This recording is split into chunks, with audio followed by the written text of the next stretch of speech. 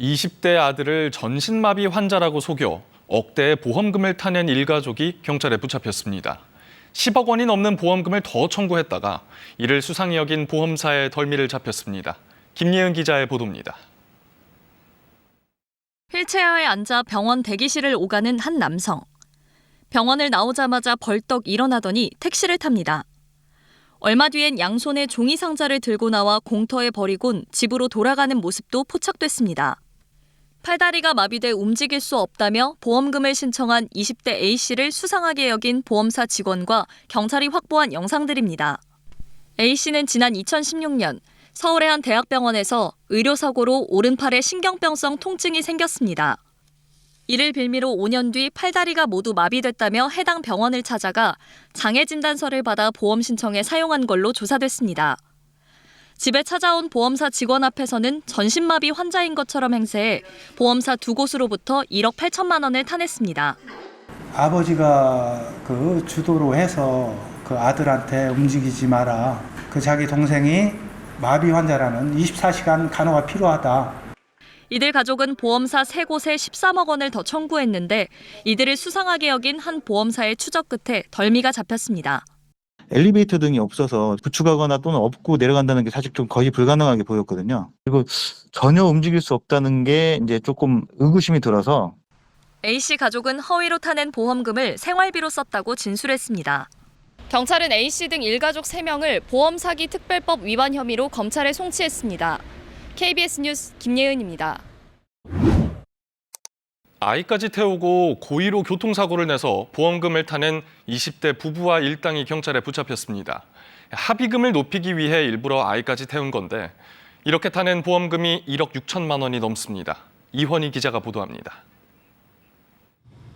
두 돌도 채 되지 않은 아이를 태우고 고의 교통사고를 내면서 1억 원이 넘는 보험금을 뜯어낸 일당이 경찰에 붙잡혔습니다. 경기 남부경찰청은 오늘 고의 교통사고로 보험 사기를 벌여온 20대 남성 서모 씨를 구속했다고 밝혔습니다. 서 씨와 함께 범행에 가담한 서 씨의 아내와 동창 등 3명도 함께 불구속 송치됐습니다. 이들은 2018년 4월부터 약 5년간 경기도 광주시와 성남시 일대에서 37차례에 걸쳐 1억 6,700만 원의 보험금을 타낸 혐의를 받고 있습니다. 주로 후진 차량이나 진로 변경 차량에 고의로 사고를 내는 수법을 썼는데 이 과정에서 아내와 아이도 동원됐습니다. 특히 합의금을 높이기 위해 임신 중인 아내를 차에 태운 상태에서 사고를 내기도 하고 출산 뒤엔 두 돌도 되지 않은 아이를 차에 태우고도 범행을 저질렀습니다. 아이가 동원된 보험 사기 건수만 16차례, 자녀 합의금 명목으로 타낸 돈도 1,000만 원에 이릅니다. 경찰은 서 씨가 상대방의 의심을 피하고 합의금을 더 많이 받기 위해 동승자를 태웠다고 설명했습니다. 서 씨는 경찰 조사에서 도박 빚을 갚고 생활비를 마련하기 위해 범죄를 저질렀다고 진술했습니다. 경찰 조사 결과 서 씨는 과거에도 보험 사기 전력이 있던 것으로 확인됐습니다. 경찰은 지난 1월 보험 사기가 의심된다는 보험사의 제보를 받고 수사에 들어가 교통사고 이력과 금융거래 내용 등을 분석해 덜미를 잡았습니다. KBS 뉴스 이원입니다.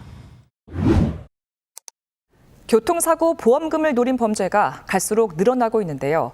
특히 교통법규 위반 차량이 범죄 대상이 되는 경우가 많아서 주의가 요구되고 있습니다. 보도에 주아랑 기자입니다. 도로를 달리던 차량이 교차로를 지나 횡단보도를 지나려는 순간 길을 건너려는 중년 남성과 부딪힙니다.